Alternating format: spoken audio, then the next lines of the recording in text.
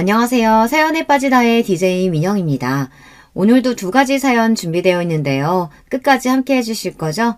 그럼 오늘의 사연 함께 만나볼게요. 구독과 좋아요 버튼도 눌러주세요. 안녕하세요, 여러분. 여러분은 붕어빵을 보면 어떤 추억이 떠오르세요? 제가 어릴 때부터 붕어빵은 겨울철이면 늘 주변에서 볼 수 있었고 겨울철 대표 간식으로 손꼽히곤 했는데요. 요즘은 찾아보기가 힘들다죠. 오죽하면 붕세권이라는 말이 나돌 정도로 보기 힘들어졌을까요? 저에게는 붕어빵이 좀 더 특별한 의미가 있답니다. 아빠와 추억의 상징 같은 것이죠. 겨울이면 아빠는 항상 퇴근길에 붕어빵을 사서 우리 가족에게 나눠주셨어요. 이 아빠는 어릴 때부터 이게 그렇게 먹고 싶더라. 오늘처럼 힘든 날에는 붕어빵이 생각나서 우리 아들, 딸하고 엄마하고 나눠 먹고 힘내야지. 다른 집 아빠들은 일이 힘드실 때 친구들이랑 약주하고 거나하게 취해서 집에 들어오실 텐데 우리 아빠는 참 별나셨죠. 아빠는 전기 설비공이셨어요. 아빠는 1982년부터 일을 하셨었는데 천장 전득 작업과 해머 드릴, 전선관 매립 등등 힘든 일을 해오셨어요. 특히 전기공사에서 사용되는 무거운 자재를 어깨에 메고 나르는 일을 반복하느라 아빠는 늘 어깨가 아프다고 집에서도 자주 말씀하셨어요. 어릴 때면 아빠가 어깨랑 등이 아프시다고 해서 오빠랑 같이 안마를 해드렸어요. 그러면 아빠는 우리 새끼들이 안마해주니까 하나도 안 아프네 이러면서 웃으셨죠. 사실은 계속 많이 아프셨을 텐데 말이에요. 이렇게 힘들게 돈을 벌어 저랑 오빠를 키우셨으니 효도를 해야 하는데 우리 오빠는 철이 없었습니다. 친구들하고 나가서 축구하고 지면 싸우다 오는 게 하루 일과였거든요. 하라는 공부는 안 하고 자잘하게 사고를 치니 우리 엄마 아빠의 한숨이 늘었죠. 동생인 저는 오빠가 한심해 보였어요.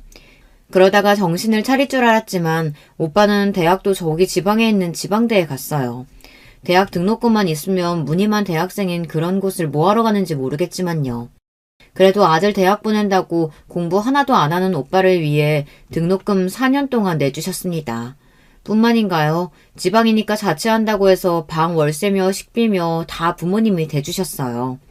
오빠보다는 조금 철든 저라도 열심히 공부해서 성공해야 했습니다. 저는 여중여고를 졸업했는데 거기에서도 늘 전교권 성적으로 다니다 중앙대학교 약학대에 입학했어요. 그렇게 대학교 생활을 하던 중에 우리 집에 큰일이 들이닥쳤습니다. 제가 대학교 3학년 때 아빠는 일하시던 도중 허리가 끊어지는 극심한 통증을 느끼고 쓰러지신 거예요. 회사에서 응급병원으로 옮겨졌지만 어깨 부분 파열과 추간판 탈출증이라는 허리 디스크를 진단받고 입원해서 수술을 받으셔야 했습니다. 20년이 넘는 세월 동안 반복해서 힘든 전기공사를 수행했던 아빠는 이미 몇 년 전부터 어깨와 허리의 통증이 심해져 잘 움직이지 못하셨더랬죠. 하지만 아빠는 진통제를 먹어가며 일을 멈추지 않으셨습니다. 아빠는 대학생인 저와 오빠를 졸업할 때까지 뒷바라지해야 한다는 신념이 있으셨기 때문이죠. 그동안 아빠는 퇴근 후에는 거의 침대에 누워 계시면서 엄마는 파스를 붙이고 얼음찜질을 해가면서 하루하루 버티다 그만 더 이상 몸이 버티질 못한 거예요. 아빠가 병원에서 수술을 받으셨지만 그 이후 전처럼 사시지는 못했습니다. 제대로 일어나서 걷지도 못할 만큼 거동이 힘들어졌기에 하시던 일도 그만두어야 했습니다. 우리나라가 선진국 반열에 오르던 참이라지만 아직도 근로자들의 대우는 열악하기 그지없었습니다. 분명 아빠는 업무상 재해로 인해 반불구의 몸이 되셨지만 회사에서는 위로금 5천만 원 외에 산업재해로는 인정해줄 수 없다고 나왔어요.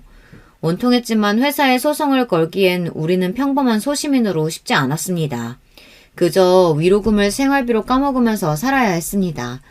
전 집안 사정이 나빠지자 어두운 얼굴로 대학교를 다녔습니다.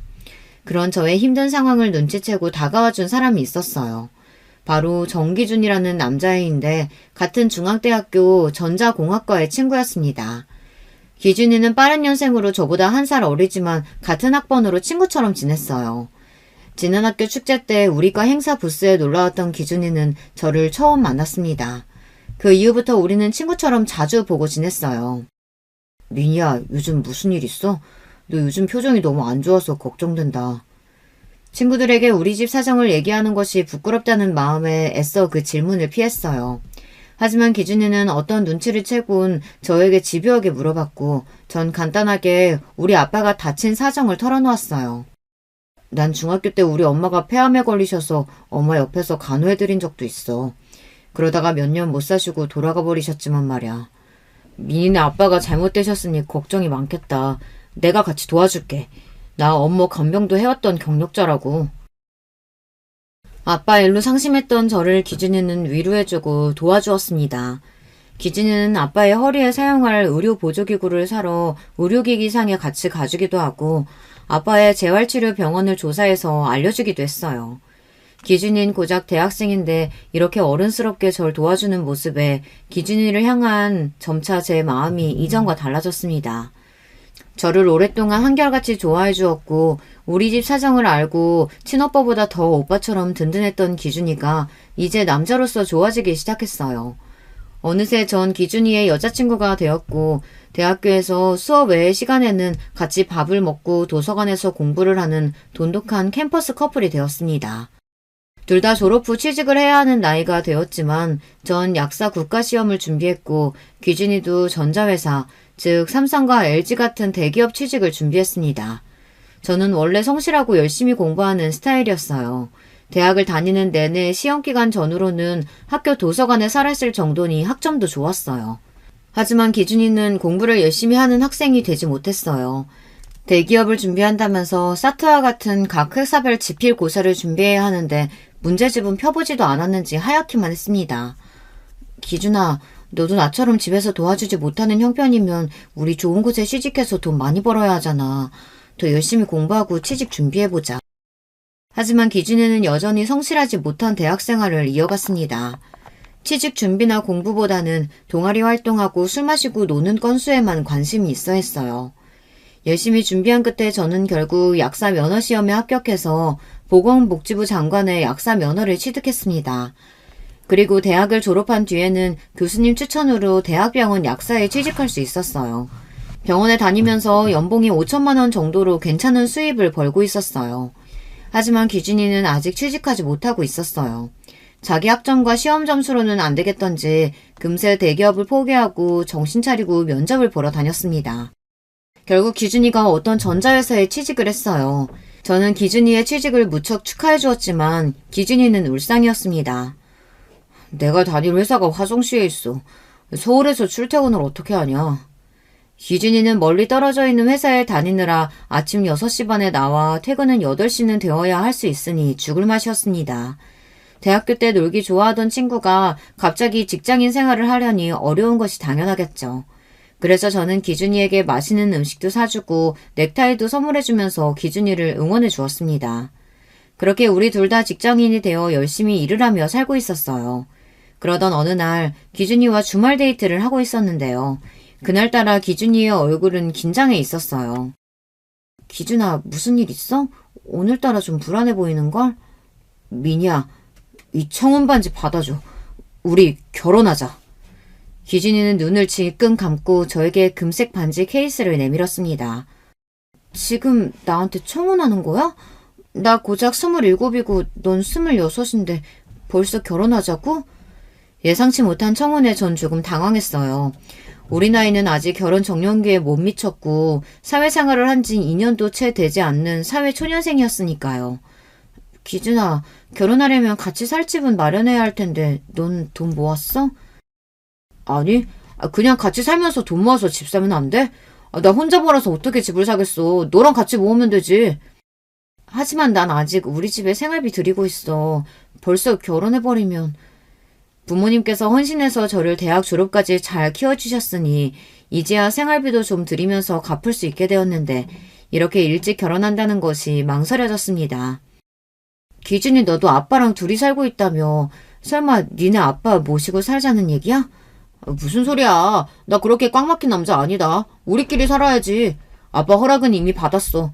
우리 아빠는 독립적인 분이라 혼자 살아도 아무렇지 않은 분이고 약사 며느리 보겠다며 좋아하시던데? 기준이는 계속 저에게 결혼하자고 설득을, 아니 졸라댔습니다. 저도 어차피 결혼을 할 거라면 기준이랑 하고 싶었으니 결혼을 할 마음을 갖게 되었죠. 그리고 부모님께 기준이에게 청혼을 받았고 천천히 결혼 준비를 하고 싶다고 말씀드렸어요. 하지만 우리 부모님은 기준이와의 결혼을 반기지 않으셨습니다. 대학교 때부터 기준이를 사귄 사실은 알고 계셨지만 대학병원 약사로 있는 우리 딸이 그래도 좀 더 좋은 조건의 남자와 결혼했으면 하는 마음이셨죠. 그렇다고 기준이나 저에게 막대하신 것은 아니었지만 부모님의 심정도 이해는 갔어요. 그래도 사람이 의리가 있어야 한다고 전 생각했어요. 제가 힘들 때 저를 도와주었던 기준이에 대한 의리로, 그리고 이미 사랑하는 마음이 있는데 기준이를 버리고 조건 좋은 남자를 새로 만나서 사귄다는 생각도 하지 못했죠. 부모님의 반대에도 불구하고 전 기준이와 결혼하기로 했습니다. 양가 어르신들은 너희가 알아서 하며 따라주겠다는 좋은 분들이셨기에 우리는 둘이서 결혼식장도 잡고 신혼여행도 알아보면서 결혼 준비를 했습니다. 그리고 몇 번 집 문제로 기준이와 다투기는 했지만 무탈하게 잘 결혼식까지 올렸습니다. 신혼집이 문제긴 했던 것이 제가 알뜰살뜰 모은 돈 7천만 원이 있었고 기준이는 800만 원밖에 없었기에 아파트 전세금으로는 부족했습니다. 저는 우리 형편에 맞춰 신림동이나 신대방 쪽에 20평대의 빌라 전세를 가자고 했지만 기준이는 자기 회사에 출퇴근하기 힘들다면서 양재역 부근을 알아봤어요. 거긴 강남 쪽이라 아무리 작은 빌라여도 1억은 더 필요했기 때문에 하는 수 없이 소득이 높은 제 명의로 대출을 받아야 했습니다. 거실과 부엌 그리고 방이 2개 있는 깨끗한 빌라에서 우린 신혼살림을 시작했습니다. 제 직업이 탄탄하고 맞벌이로 일하고 있으니 언젠가는 강남의 아파트도 살 수 있겠다는 꿈을 갖고 하루하루 열심히 일했습니다. 그러다가 그만 전 허니문 베이비를 갖게 되었습니다. 신혼여행에서 생긴 아이는 이듬해 건강한 모습으로 태어났습니다. 아기는 딸로 이름은 정시영이라고 붙여주었죠. 우리 딸 시영이는 참 웃음이 많은 예쁜 아기였습니다. 저는 시영이를 낳기 전까지 약사 일을 했지만 시영이를 낳고 나서는 쉽게 복직하지 못했어요. 다른 사람 손에 맡기지 못할 만큼 우리 딸은 너무 예뻤으니까요. 그래서 가능하면 만 3세까지는 딸을 키우고 싶었습니다. 육아책을 보면 아이가 너무 어릴 때 시설에 맡겨지면 정서적으로 안 좋을 수 있다고 하더군요. 하지만 제 뜻과 달리 시영이를 집에서 키우고 있는 저를 남편은 탐탁지 않아 했습니다. 보통 가장이 되면 우리 아빠처럼 자기 몸이 부서져라 일해서 가족들을 벌어먹이는 것이 우리 한국의 남자들 아닌가요? 하지만 남편은 제가 아기를 어딘가에 맡겨두고 일해서 돈을 벌었으면 했습니다. 아니 자기처럼 능력 있는 약사가 집에서 살림이나 하고 애 보는 여자로 썩는다는 게 말이 되냐고. 난 자기가 이럴 때 그렇게 멋지더라. 우리 애기는 장모님이나 우리 아빠가 봐주시면 되지 않겠어? 자기야, 우리 엄마 몇 년째 아빠 간병하시느라 애기 볼 상황이 안 되셔. 그럼 자기네 아빠는 어때? 우리 애기 집에서 봐줄 뿐이야? 하긴 우리 아빠는 그럴 사람 아니지. 그럼 도우미 아줌마 집에 부를까? 집에 와서 애기 봐주시는 이모님들 월급이 달에 200도 넘어. 자기 월급이랑 별반 차이 없단 말이야. 헉, 아니 그런 아줌마들 월급이 왜 그렇게 세? 그럼 하는 수 없네. 아주 좋은 어린이집 알아보고 거기에 보내자. 응? 시부는 시모가 돌아가신 지 10년이 넘었지만 그동안 직접 요리해서 남편을 먹이고 키우셨을 정도로 집안일에 익숙한 분이셨어요. 하지만 퇴직하신 지 몇 년이 된 이후로는 부쩍 모임이 많이 늘으시면서 밖에 돌아다니시느라 시부댁에도 잘 안 계십니다. 이분은 제사 지내라 명절에 오래 내려와 있어라 이런 며느리로서의 도리를 요구하시는 분은 아니었어요. 다만 저에게 자주 용돈을 요구하시고 여행도 철마다 보내달라고 하는 분이셨습니다. 이런 분이 우리 딸을 집에서 키워주실 리 만무하죠. 아직 어린 딸을 제 손으로 키우고 있었지만 그러기엔 살림이 빠듯했습니다. 무리하게 받은 대출금에 이자도 있고 남편의 월급은 세금을 떼고 240 정도가 전부니까요. 상황이 이러하니 전 아이를 낳은 지 1년 만에 복직해야 했습니다. 하지만 전처럼 대학병원이 아닌 약국의 페이닥터를 하기로 했습니다. 아이를 출근하면서 어린이집에 데려다주고 퇴근 때 데려오기 위해 근무 시간에 여유가 있는 약국을 알아봤어요. 다행히 집에서 멀지 않은 곳의 약국에 페이닥터로 취직해 딸을 어린이집에 보내면서 일을 할 수 있었습니다. 우리 부부는 맞벌이로 바쁘지만 딸 커가는 재미를 보면서 열심히 살고 있었어요. 그리고 차근히 대출금도 다 갚았고 아이가 유치원에 갈 무렵 아파트 청약을 받았습니다. 남편은 이런 재테크에는 관심도 없는 사람이라 이것도 제 친구 도연이가 추천해줘서 넣었죠. 몇 번 시도하던 끝에 강남의 한 아파트 청약에 당첨되었습니다. 너무 기쁜 일이었지만 한편 분양금이 높아서 걱정이었습니다. 바보야, 네가 약 사고 남편도 같이 버는데 무슨 걱정이야. 중도금 대출도 나오니까 그 대출금 갚다 보면 어느새 너 강남에 집 한 채 있게 되는 거야. 그리고 아파트 청약을 알려준 이 친구는 저에게 더 좋은 소식을 알려주었습니다. 나 이번에 남편이랑 개원하기로 했어. 거기 병원 상가 1층에 너네 약국 열어. 내가 도와줄게. 제 친구 도영이는 소아과 의사였습니다. 남편도 같이 공부하던 의대생 커플이었죠. 두 부부 의사가 소아과를 개원하기로 한 것이었어요. 내 친구가 개원하는 병원 근처에 약국을 하게 된다면 시너지 효과로 전 안정적인 수입을 기대할 수 있었습니다. 그래서 페이닥터를 그만두고 전 제 약국을 차리게 되었어요. 약국 개업식 날 우리는 간단히 고사를 지내기로 했습니다. 떡이랑 돼지머리, 사과 등을 술과 함께 고사상에 차려놓고 절을 했어요. 남편은 그날 어찌나 좋아하던지 저보다 더 좋아했습니다.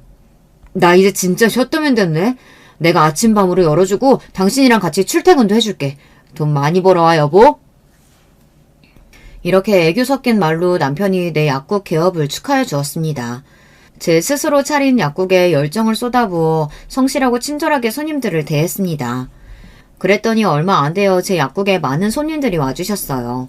혼자서 운영하기에 바빠져서 페이닥터 약사 1명을 고용하고 아르바이트생 1명까지 추가로 들이게 되었습니다. 수입은 전보다 배 이상 늘어나서 이렇게 하다 보면 강남 아파트 중도금도 어렵지 않겠다는 마음에 들떠서 열심히 일했습니다. 하지만 저와 다른 마음을 먹고 있는 남편이 있었어요. 남편은 취직해서부터 늘 억지로 회사에 다니는 사람이었어요. 승진하고 열심히 일 배울 생각은 별로 하지 않고 틈만 나면 회사를 그만둘 생각만 하고 있었어요. 그러던 차에 제가 약국까지 하고 나니 자기가 일을 그만둬도 괜찮지 않냐며 나오는 겁니다. 자기야, 생각해봐. 자기는 이제 아침부터 밤 늦게까지 약국하느라 바쁘잖아. 집안일이나 우리 서영이 육아도 힘들 텐데 나라도 집을 지켜야 하지 않겠어? 내가 회사에서 버는 돈이나 가정부 쓰는 돈이나 비슷할 텐데 내가 한번 전업주부로서 잘해볼게. 계속해서 애교를 부리고 졸라대는 남편을 이길 재간이 전 없었습니다. 결국 남편이 퇴사하는 것에 동의하고 이렇게 말했습니다. 대신 당신 책임지고 집안일 잘해놓고 우리 서영이 잘 키워줘야 돼요. 남편은 자신 있다며 큰소리 뻥뻥 쳤습니다. 백수로 집에만 있는 남편이 조금 아쉬웠지만 뭐 어떡하겠습니까. 집에서 지내면서 우리 딸도 키워주겠다고 하니 이 또한 괜찮지 않겠어요. 앞으로 제가 가장이라는 책임감을 갖고 약국을 제대로 해나갈 결심을 했습니다. 그렇게 저는 약국을 경영하고 남편은 전업주부로서 우리 딸과 셋이서 잘 살다가 2년 뒤에는 청약했던 강남의 아파트에 입주까지 하게 되었어요. 하지만 우리 가족에게 이렇게 경사스러운 일만 온 것은 아니었습니다. 오랫동안 허리디스크로 병환을 겪으셨던 친정아버지가 돌아가시게 된 거예요. 말년에 거동도 잘 못하셔서 고생만 하시다 가신 우리 아빠가 참 불쌍했습니다. 그리고 근 10년간 아빠를 병간호하던 우리 엄마도 마찬가지죠. 건강하셨다면 두 분이 좋은 곳에 여행도 다니시고 제가 모시고 해외에도 가보는 건데 그런 추억을 만들지 못해서 참 아쉬웠습니다. 하지만 이제 엄마가 아빠를 수발드셨던 부담에서 벗어나셨으니 다행인 마음이 들었습니다. 아빠의 장례식을 치르면서 다짐했어요. 혼자 계신 우리 엄마랑 좋은 곳에서 외식도 하고 여행도 다녀야겠다고 말이죠. 하지만 자식이 효도를 하는 것은 왜 그리 더딘 것일까요? 막상 약국 문을 닫을 수가 없어서 해외여행은 못 가보고 제주도로 엄마 칠순 기념여행 한번 다녀온 것이 전부였어요. 그래도 전 엄마가 옆에 있어주셔서 참 좋았습니다. 제가 약국에 있을 때 엄마가 도시락을 싸와서 같이 까먹고 근처 찻집에서 차도 마시면서 자주 찾아뵈었어요. 그렇지만 저의 이런 소소한 행복은 오래가지 못했습니다.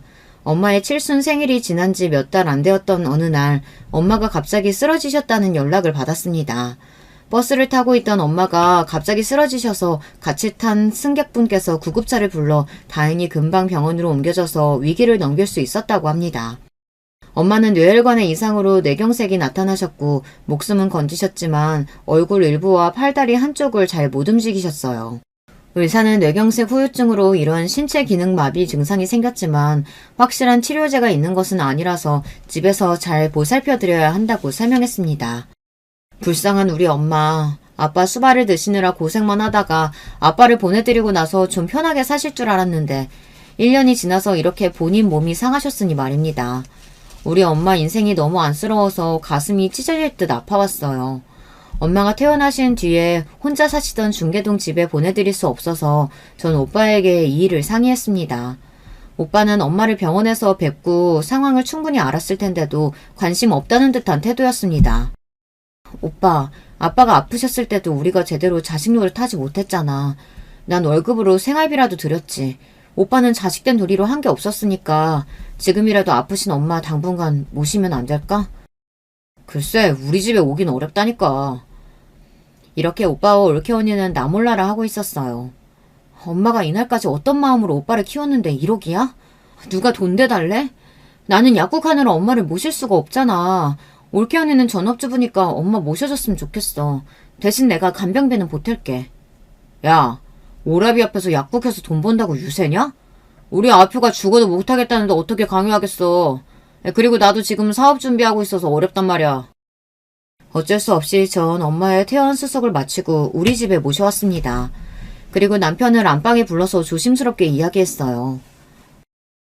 오빠가 친정엄마 모시기 힘든 상황이라고 해서 당신만 괜찮으면 우리 집에 당분간만 지내시게 해도 될까? 그래, 그렇게 하자. 저는 제 길을 의심했습니다. 고민 끝에 어렵게 한 부탁을 이렇게 흔쾌히 승낙해주다니 그런 남편이 너무 고마워서 눈물이 날 것 같았어요. 자기야, 정말 너무너무 고마워. 도움이나 뭐 필요한 거 있으면 내가 다 해줄 테니까 엄마 거동만 좀 도와주면 좋겠어. 퇴근하고 나서는 내가 할게. 그래, 엄마도 간호했던 나한테 어렵지 않으니까 너무 신경 쓰지 마. 장모님이 어디 아프신 건 아니잖아. 그냥 밥 차려드리고 움직이실 때 도와드리면 되는 거지? 응, 맞아. 그리고 식사 후엔 꼭 병원에서 타원약 드리고 그것만 해주면 돼. 전 아주 큰 짐을 벗어버린 기분이었습니다. 남편이 친정엄마를 모셔준다면 모든 일이 만사형통이었으니까요. 마침 집에 있던 드레스룸으로 쓰던 작은 방 하나를 정리해서 엄마가 사용하실 침대와 안락의자를 놓아드렸어요. 미니야, 아니 정서방이 나 여기 있어도 된대? 너네한테 패기치기 싫은데 그저 어디 요양원이라도 가야 하는 거 아닐까? 엄마, 정서방이 참 사람이 괜찮아. 아주 흔쾌하게 엄마 모실 수 있다고 자기가 나서는 거예요. 엄마는 아무 부담 느끼지 마시고 우리 집에서 편하게 지내시면 돼요. 퇴근하고는 내가 봐드릴 테니까 나 없는 동안 필요한 거 있으면 편하게 정서방한테 이야기하세요. 네? 이렇게 거동이 불편한 친정엄마를 모시면서 우리 가족은 잘 살고 있었습니다. 다만 남편이 저에게 요구한 부분이 없지는 않았어요. 남편은 친정엄마를 모시는 대신 요양원에 줄 돈을 자신에게 달라고 했죠. 그 돈이 왜 아깝겠어요. 전 생활비 이외에도 남편에게 따로 200만 원을 주었어요. 약국이 쉬는 날이면 제가 집에서 엄마와 지내고 남편에게는 외출하고 오라고 했습니다. 거기에 시부는 내 아들이 너 대신 효도를 해주고 있으니 너도 나한테 용돈으로 보상하라 이렇게 말씀하셔서 시부께 100만 원씩 보내드렸어요. 돈은 좀 들었지만 그래도 이렇게 함께 지낼 수 있으니 얼마나 다행이겠어요. 그렇지만 엄마를 모시고 산 지 반년 만에 감춰진 일들은 수면 위로 올라왔고 전 뒷목을 잡게 되었습니다. 우리 집에서 몸도 마음도 편하게 지내시는 엄마는 왜인지 모르게 날이 갈수록 수척해지고 표정도 어두워지셨으며 말수가 부쩍 줄었어요. 일이 벌어졌던 그날도 출근하면서 엄마의 컨디션이 안 좋아 보이셔서 어디 용한 한의원에 모시고 가서 보약 한 채 해드려야겠다고 생각해서 엘리베이터를 기다리고 있었습니다. 그때 앞집 할머니가 나오셨어요. 좋은 아침이에요, 할머님. 오랜만에 얼굴 뵙네요. 응, 요즘 약국 하느라 바쁘다면서? 그래서 집에 늘 친정엄마랑 남편만 있는 것 같더니. 에휴, 그래도 그러면 안 되지. 네? 어떤 걸 그러면 안 된다는 말씀이세요? 아니. 앞집 할머니는 무의식 중에 튀어나온 자신의 말에 당황하는 눈치였습니다. 왠지 불길한 예감이 스쳤고 저는 할머니께 말씀 좀 해달라고 계속 채근했습니다. 아유, 우리 집 애가 남의 집이라는 간섭하는 거 아니라고 입 다물라고 했는데 에휴, 나도 모르겠다. 나 또래 어르신이 그러니 남일 같지 않고 내가 영 마음이 안 좋대. 있잖아, 그 집 남편이 아무래도 엄마를 잘 못 모시는 것 같아. 내가 현관문 밖에서 거기 엄마가 울고 남편 소리 지르는 걸 몇 번이나 들었거든. 그리고 잘 못 보던 젊은 여자가 그 집에 몇 번이나 들어가던데? 그 여자가 화장도 요란하고 살을 여기저기 다 내놓고 다니는 모양새가 영 보통 여자 같지가 않어. 웬 술집 여자 같단 말이지. 앞집 할머니의 말씀을 듣고 난 저는 약국 위층 병원으로 가서 친구에게 이 일을 털어놓았습니다. 예, 아무래도 니네 남편 의심스럽다. 이럴 때 남편한테 물어봐봐야 딱 잡아떼면 그만이지 않겠어? 그럼 이렇게 하는 게 어떨까? 집에 CCTV를 몰래 달아봐.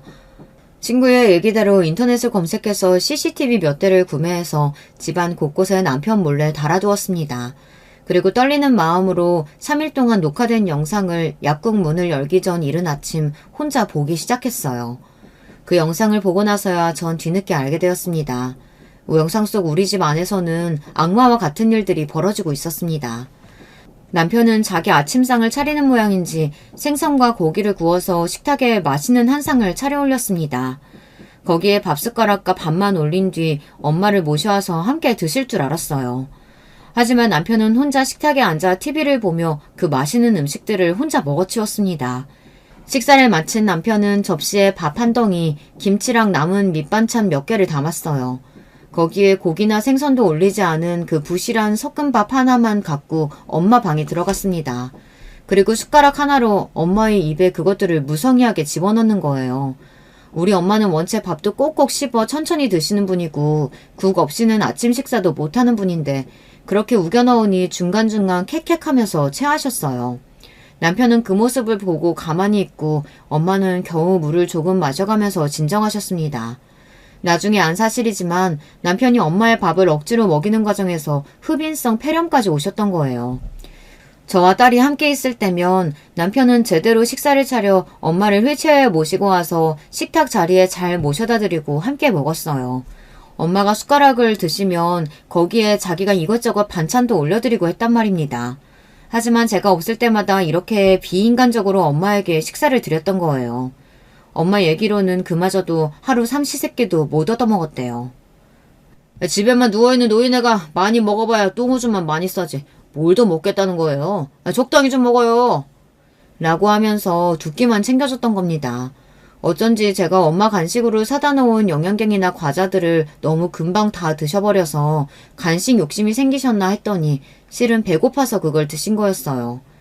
남편은 엄마의 간병 전부를 맡는다고 했지만 여자인 엄마의 자존심상 성인용 기저귀와 속옷은 제가 아침 저녁으로 갈아드렸습니다. 대신 낮 시간 동안에 화장실 가시고 싶을 땐 남편이 모시고 변기에 앉혀드리는 것만 부탁했어요. 하지만 영상 속에서 엄마는 안절부절 못하면서 화장실에 가고 싶어 했음에도 남편은 이 요구를 무시한 채 누워서 핸드폰만 하고 있었어요. 급기야 엄마가 참지 못하고 바지에 소변을 보고 말았는지 남편은 그런 엄마에게 막 소리를 지르고 옆에 있던 휴지각을 던져버리는 게 아니겠습니까? 엄마는 너무 창피하고 무서워서 그저 팔을 살짝씩 버둥거리는 것 밖에는 할 수가 없었고 그저 울고만 계셨습니다. 남편이 그동안 우리 친정엄마를 소홀히 모시는 차원을 넘어 괴롭히고 무시했다는 사실에 너무 놀라 한참 동안 뛰는 가슴을 진정시켜야 했습니다. 그리고 배신감과 남편에 대한 분노가 올라왔지만 일단 우리 엄마를 안전한 곳으로 모시고 가야겠다는 생각이 들었어요. 이 사실을 확인하자마자 저는 약국 문을 닫고 집으로 달려갔습니다. 오전 시간인데도 집에 남편은 없고 엄마 혼자 계셨어요. 아니, 네가 어떻게 여길...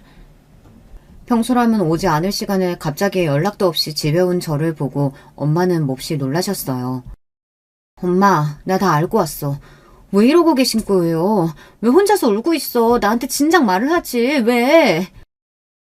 눈이 벌겋게 부어있으신 걸 보니 울고 계셨나 봐요.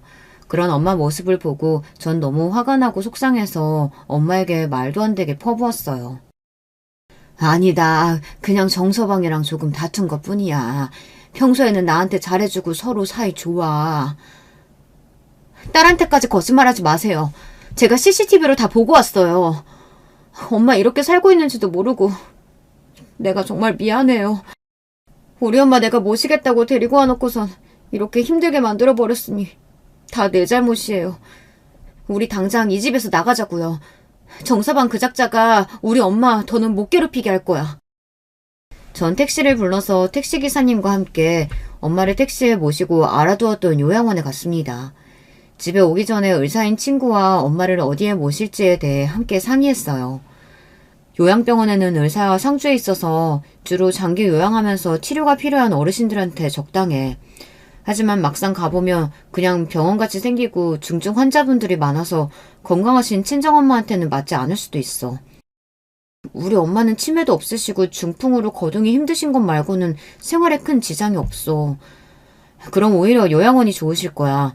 여긴 돌봄이 목적이라 치매나 뇌졸중 같은 노인성 질환으로 거동이 불편하신 어르신들이 많거든. 씻는 거나 배변 도와주는 사람들도 있고 음식도 나오고 세탁도 해주는 도움을 주고 있으니까 말이야. 여긴 좀 더 집같이 생겨서 어르신들이 편해하시지. 친구가 알아봐준 요양원은 집에서 차로 40분 정도의 거리였지만 도리어 서울 외곽이라 푸른 산으로 둘러싸인 공기 좋은 곳에 위치해 있었어요. 요양원장과 입소에 대한 이야기를 나누고 엄마를 모셨습니다. 엄마, 나 여기에 계속 엄마 둘 생각은 없어요. 일단은 엄마를 괴롭힌 정서방으로부터 엄마를 보호할 생각에 여기에 잠깐 모신 거야. 내가 정서방한테 죗값 치르게 할 거야. 우리 집 일을 해결하고 다시 데리러 올게요. 아니야. 정서방 나 때문에 고생한 사람인데 그럴 필요 없다. 아픈 사람 모시는 일이 얼마나 힘든지 니네 아빠 수발 오래 들어서 엄마는 알고 있어. 그냥 말로 잘 타이르고 이유는 하지 마라. 응? 아니야 엄마. 나 절대 그 사람 용서 못해. 근데요. 왜 엄마는 다 알고도 저한테 얘기를 안 하고 있었어요? 그건 젊은이가 나 때문에 정서방하고 헤어지는 것도 싫었고 그리고 정서방이 나를 협박했단다. 너한테 고자질하면 너가 자는 사이에 목 졸라 버리겠다고 말이야. 뭐라고요? 그 새끼가 그런 말까지 엄마한테 했단 말이야? 이 자식을 진짜. 전 엄마를 요양소에 계신 직원분들에게 잘 부탁드리고 나왔습니다. 집으로 오는 내내 제 안에는 분노가 들끓고 남편을 어떻게 만들어야 직성이 풀릴지 열심히 머리를 굴리고 있었죠. 혼자 고민도 해보고 친구와 같이 이야기도 해보았지만 마땅한 생각이 떠오르질 않았습니다. 그러던 중 제가 잘 보는 인터넷 커뮤니티 사이트에 제 사연을 간단히 올려보았습니다. 그랬더니 댓글이 100개나 달리고 그 댓글을 읽고 나니 남편에게 복수할 아이디어를 찾을 수 있었습니다. 그날부터 전 차근히 남편을 향한 복수를 준비하기 시작했어요. 남편에게는 엄마가 컨디션이 좋지 않아서 당분간 병원에 입원해 계실 거라고 둘러댔습니다. 그리고 집안에 설치해놓은 CCTV는 여전히 잘 돌아가고 있었습니다. 지금와 털어놓는 사실이지만 남편은 우리 엄마에게 잘못한 게 전부가 아니었어요. 2, 3일에 한 번씩은 어떤 여자가 우리 집 안방에서 남편과 그 짓을 벌인 것입니다. 그것도 우리 친정엄마가 건너방에 계실 때 말이죠. 거동이 불편하시다고 해도 우리 엄마가 이 사실을 모를 리 없는데 정말 천인공노할 짓을 남편은 벌인 거예요. 뒷조사를 해보니 그 여자는 룸사롱에 있는 술집 여자인데 남편이 그 여자를 만난 지는 이미 한참 된 모양입니다. 밖에서도 만나고 우리 집에 아무도 없는 시간대에 불러내 내 방 침대에서 그 짓거리까지 벌인 거예요. 남편은 우리 엄마를 모신 뒤에도 그 술집 여자를 당당히 집에 불렀고 엄마가 저에게 고자질을 할까봐 저를 죽여버릴 거라고 협박까지 했던 거죠. 집에서 살림하고 우리 딸과 친정엄마를 보살펴준다는 명목으로 돈 한 푼 안 벌어와도 감사한 마음으로 살았는데 게다가 지 용돈과 지 예비 용돈까지 몇백을 주었는데 이렇게 제 뒤통수를 친 겁니다. 전 술집 여자와 벌인 이 일을 영상 그대로 저장해서 제가 수임한 이혼 변호사에 이메일로 보냈습니다. 부끄러운 영상이지만 이혼 과정이 순탄치 않다면 유용한 증거로 쓰일 테니까요. 전 사실 처음부터 이혼할 마음을 먹고 변호사를 구해 이혼 준비를 하고 있었습니다. 저는 의뢰한 변호사에게 신신당부했어요. 변호사님, 저는 남편한테 내 딸의 양육권도 집도 재산 분할도 하나도 해주지 않을 겁니다. 알몸으로 쫓아내는 것이 제 목표예요. 저 좀 도와주세요. 걱정 마세요. 의뢰인분 심정 충분히 이해합니다. 법원에서 할 수 있는 복수 제가 도와드릴게요. 하지만 이렇게 이혼하는 것만이 제 복수의 전부로 하기에는 부족했습니다.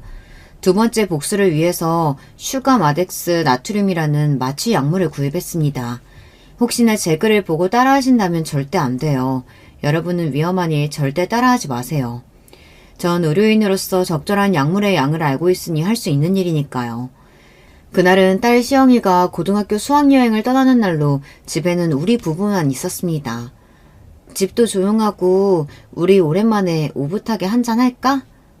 좋지. 저는 남편이 좋아하는 비싼 양주를 꺼내들었고 신이 난 남편은 부엌에서 안주 몇 개를 내왔습니다. 그리고 남편과 술을 마시기 시작했습니다. 저는 알코올에 강한 편이기도 하고 막상 술 마시는 척만 하고 몇 잔 마시지 않았어요. 남편만 흥이 올라서 술을 여러 잔 들이키고 있었죠. 남편이 화장실 간 틈에 저는 남편 술잔에 마취 약물을 몇 방울 탔습니다. 그리고 돌아와 소파에 앉은 남편에게 술을 계속 권했고 남편은 마취 약물이 들어간 술을 마시고 말았습니다. 이내 남편은 술 기운인 줄 알고 잠이 들었습니다. 사실 이 약물은 전신마취 등에 쓰이는 약물이지만 소량 흡입했기에 남편은 마취된 환자처럼 쓰러져 잤습니다. 전 남편을 침대에 겨우 끌고 와서 침대 봉에 팔과 다리 사지를 끈으로 묶었습니다. 이때부터 이틀 동안 남편에게 지옥을 맛보게 해야 했으니까요. 이튿날 아침 남편은 살짝 의식이 돌아왔습니다. 하지만 쉽게 몸을 움직이지 못했을 겁니다. 그건 묶어놔서가 아니라 마취의 효과가 남아있었기 때문이죠. 이게 무슨 일이야? 내가 왜 이러고 있어? 당신이 이런 거야? 나야. 근데 난 지금 당신 아내로서가 아니야. 내 엄마를 괴롭힌 남자한테 그 고통을 조금이라도 느껴보라고 이런 시간을 마련한 거지. 그게 무슨 말이야? 내가 장모님을 괴롭혔다고? 네 엄마 대신해서 모셔준 나한테 이런 짓을 해? 잡아떼지 마. 우리 엄마가 너한테 당한 짓 내가 모를 줄 알아? 넌 이제 몸도 잘 움직이질 못할 거야. 그렇게 거동이 불편한 사람이 한 번 돼보라고. 전 남편을 비웃고 안방에서 나갔습니다. 그리고 맛있는 반찬과 찌개를 만들어서 아침상을 차렸어요. 너무 좋은 냄새, 그리고 어젯밤의 숙취 등으로 남편은 그 음식이 먹고 싶어서 안달이 났죠. 나도 밥 줄 거지? 나 굶기지 마. 지금 속이 토할 지경으로 메식거려서 찌개 한 모금만 먹고 싶어. 저는 아무 말 없이 국그릇에 밥과 찌개 그리고 반찬 몇 개를 섞었어요. 그것은 마치 잔반을 처리한 꿀꿀이젓처럼 보였습니다. 그것을 남편에게 내밀었습니다. 나보고 이 음식물 쓰레기 같은 걸 먹으란 말이야? 저는 남편의 입에 이 음식을 숟가락으로 퍼서 한 입 한 입 떠 넣어주었습니다. 남편도 처음에는 거부하다가 배가 고파서인지 이내 받아 먹었어요. 그러던 도중 컥컥거리기도 했습니다. 그만 천천히 좀 넣어. 살에 걸려서 기침하는데도 밥을 우겨 넣냐? 그냥 처먹어. 연로하신 우리 엄마한테 매일 이렇게 밥 먹여줬잖아. 남편은 자기가 한 짓이 떠올라서 흠칫 놀랐습니다.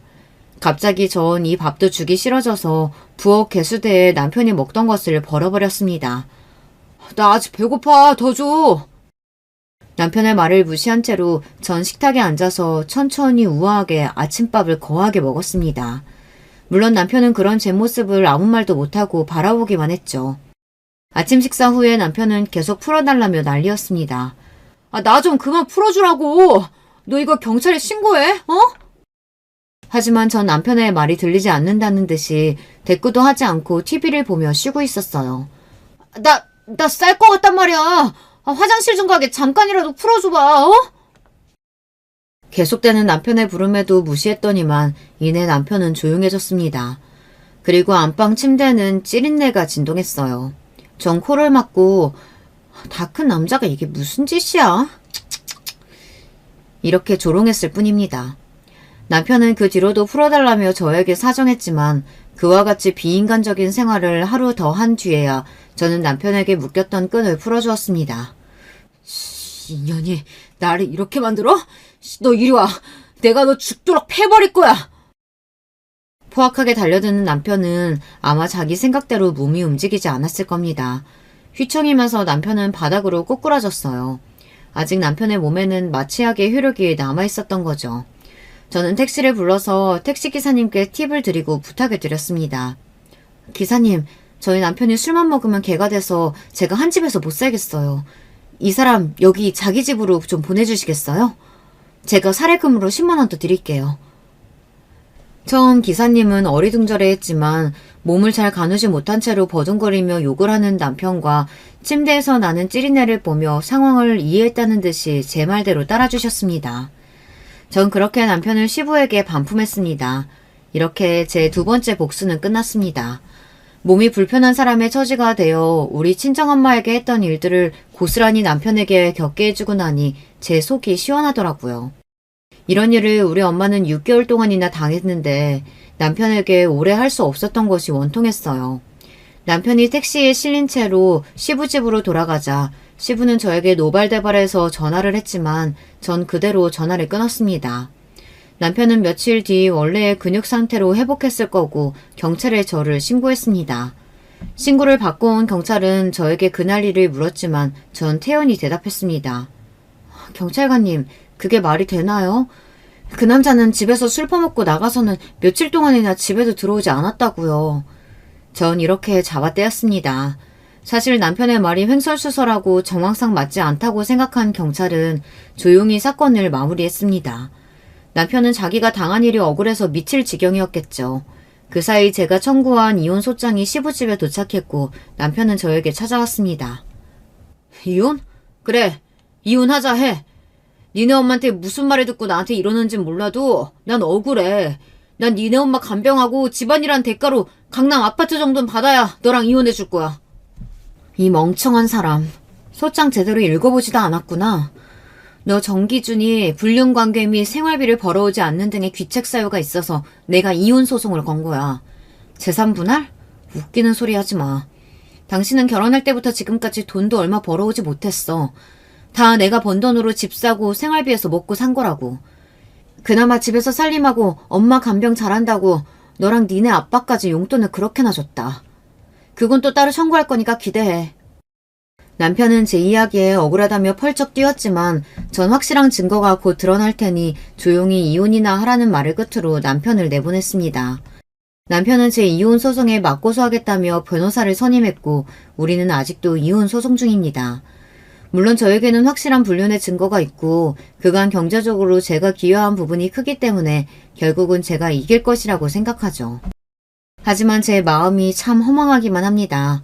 제 결혼 생활이 이렇게 지저분하게 끝이 날지 몰랐으니까요. 한편 일주일 만에 찾아뵌 엄마의 표정은 환해지고 얼굴 살도 오르고 아주 보기 좋았습니다. 엄마도 처음에 요양원 가는 게 좀 꺼려졌는데 웬걸? 여기서 지내니 너무 좋다. 벌써 엄마 친구들도 사귀어서 말동무도 하고 요양보호사들이랑 간호사들도 나한테 다 잘 대해줘. 밥도 잘 나와서 엄마 살찐 것 좀 봐라. 요양원에 가려면 심사기간도 걸리고 까다로워서 입소하기 어렵다고 들었어요. 우리 엄마는 그만큼 장애 등급이 높지 않았고 그 당시 급히 엄마를 모셔와야 했기 때문에 정부 지원금 없이 요양원에 꽤 큰 돈을 내야 했죠. 하지만 엄마가 이렇게 잘 지내시니 그 돈은 전혀 아깝지가 않았습니다. 약국하면서 딸도 키우고 제가 어떻게 엄마를 도와드릴 수 있을지 난감했는데 다행이었죠. 엄마, 괜히 나 듣기 편하라고 그러시는 거 아니죠? 아유, 진짜라니까. 내가 딸네 집에 간다고 하면 어르신들이 다들 말려. 괜히 가족 간에 의상하고 거기 가면 TV 보고 라디오 듣는 거 말고 노인네가 뭐 하겠냐고. 그 말이 맞다. 난 여기서 친구들과 지내는 게 더 마음이 편하고 참 좋아. 너희 아빠도 괜히 내가 집에서 병간호 했나 싶더라. 움직이기 힘들어졌을 때 바로 이런 곳에 와서 내가 자주 얼굴 들여다볼 걸 그랬어. 엄마, 고마워요. 그치만 저 자주 올게요. 다음에는 우리 시영이도 같이 올게. 좋지. 나도 우리 이쁜 시영이 보고 싶구나. 근데 혹시 정서방은 어떻게 지내니? 너한테 해코지한 건 아니지? 아휴, 우리 엄마도 참. 딸한테 해코지할까봐 그놈이 그러고 사는 동안 할 말도 못하신 거죠. 그 자식은 나한테 털끝도 건드리지 못해. 힘도 내가 더 셀걸? 당장 집에서 내쫓았고 이혼 준비하고 있어요. 난 이제 약국하면서 엄마랑 시영이만 보고 살 거야. 그게 행복해요. 이렇게 우리 친정엄마는 요양원에서 편안하고 건강하게 잘 지내고 계십니다. 그리고 저는 남편과 이혼 소송 중이지만 딸과 살며 약국도 잘 운영하고 있어요. 그런데 저에게 아직 고민거리가 하나 남아 있습니다. 여기 제 사연을 들어주시는 여러분들께도 한번 들어봐 주세요. 전 아직 우리 딸에게 남편이 했던 극악무도한 짓들을 비밀로 하고 있습니다. 그래서 딸은 왜 엄마가 갑자기 아빠를 자기도 없는 사이에 내쫓았고 할머니도 요양원에 모셨던 건지 그 사정을 전혀 이해하지 못하고 있어요. 감수성이 어린 사춘기 나이의 딸에게 이런 일은 참 이해하기 어려운 일이겠죠. 그래서 아빠를 용서하고 다시 합치기를 바라는 딸에게 전 어떻게 어디까지 설명해야 좋을지 모르겠습니다. 아빠의 밑바닥을 모조리 드러내자니 아이가 불쌍하고 지금처럼 덮어만 둔다면 저는 딸에게 이해받지 못한 채로 계속 사이가 틀어지겠죠. 여러분이 제 상황이라면 어떻게 하시겠어요? 이 상황을 현명하게 해결할 수 있는 지혜를 좀 나눠주시면 좋겠습니다. 제 사연이 유튜브에 업로드 된다면 댓글을 보고 제가 어떻게 할지 결정할게요. 많은 참여 부탁드립니다. 그럼 이제 저는 여기서 인사드릴게요. 안녕히 계세요. 여러분, 두 번째 사연 시작하기 전에 좋아요, 구독 꼭 눌러주실 거죠? 그럼 두 번째 사연 바로 시작합니다. 안녕하세요. 저는 충청도 시골에서 농사 지으며 남매를 키우는 40대 후반 여자입니다. 제 직업이 농부라서 어디 가서 소개하면 꼭 질문이 많더라고요. 체력적으로 힘들지 않냐, 어떤 거 키우냐, 심지어 돈은 얼마 정도 버냐 등 많은 질문이 들어옵니다. 아마 여러분도 궁금하실 텐데요. 거두절미하고 본론부터 말하자면 저는 꽤 크게 농사를 짓고 있어요. 재배하는 작물도 하나가 아닙니다. 농사 짓는다고 하면 사람들이 가난하다고 생각하는 경우가 있더라고요. 근데 전 전혀 아니에요. 하지만 시골 출신이라고 하면 고정관념을 가지고 절 대하는 사람이 많더라고요. 아, 거기 저도 들어봤어요. 근데 거기 맥도날드 있어요? 서브웨이는요? 이런 식으로 매우 무례하게 물어보는 사람도 많아요. 물론 우리 지역은 시골이고 겉으로만 보면 되게 한적합니다. 대형마트도 없고 유명한 프랜차이즈 가게도 없으니까요. 그런데 그렇다고 제가 불행하게 자란 건 전혀 아니에요. 부족하게 자라지도 않았고 지금도 여유롭게 살고 있습니다. 시골에서 저처럼 농사 지으며 사시는 분 중에 서울에 따로 자기 집이 있는 사람도 많아요. 저 역시 그렇습니다. 하지만 시골의 장점이라고 할까요? 한적함이 주는 여유가 참 좋습니다. 여유를 느끼고 자연을 느끼는 게 얼마나 좋은지 몰라요. 우리 아이들도 시골에 사는 게 좋다고 하더라고요. 사람들에 치여 살지 않아도 되니 정신건강도 얼마나 좋은지 모릅니다. 제가 이렇게 얘기하는 이유는 절대 돈이 없어서 시골에서 농사 짓는 게 아니라는 거예요. 오늘 여러분께 소개할 제 사연이 이와 관련된 내용입니다. 저는 앞서 말했듯 시골에서 태어나서 자란 토박입니다. 부모님은 제가 아는 이 농사를 하고 계셨고 위로는 2명의 언니가 있어요. 3자매 중 막내로 태어난 저는 사랑을 듬뿍 받고 자랐습니다. 언니들과 사이도 매우 좋았고 지금도 좋아요. 화목한 가정에서 큰 걱정 없이 자랐습니다. 부모님이 농사 지으실 때는 사실 이 정도 규모는 아니었어요. 지금은 밭도 크고 넓은 과수원도 같이 하고 있거든요. 그런데 제가 어릴 땐 그냥 작게 했었습니다. 딱 집 앞에서 상추와 배추 같은 소규모로 농사를 지었어요. 그래서 우리 집이 찢어지게 가난하진 않았지만 그렇다고 넉넉하지도 않았습니다. 그 시절엔 다들 그랬듯이 아끼고 살았죠. 저는 교복도 새 것으로 입어본 적이 없어요. 언니들이 물려준 교복을 입었거든요. 넉넉한 집안이 아닌데 애가 3명이나 있으니 그건 어쩔 수가 없었습니다. 첫째 언니는 고등학교를 졸업하고 바로 공장에 들어갔어요. 신발 공장이었는데 언니가 공장에 들어가며 그나마 형편이 조금 나아졌습니다. 월급을 한동안 우리 집 생활비로 다 썼거든요. 물론 집에 빚이 많아 그걸 갚기도 했었죠. 둘째 언니는 상고를 졸업했어요. 그래서 졸업하고 동네에 있는 읍내 미용실에서 근무하게 됐죠. 그렇게 언니들은 성인이 돼서도 고향에 계속 남았어요.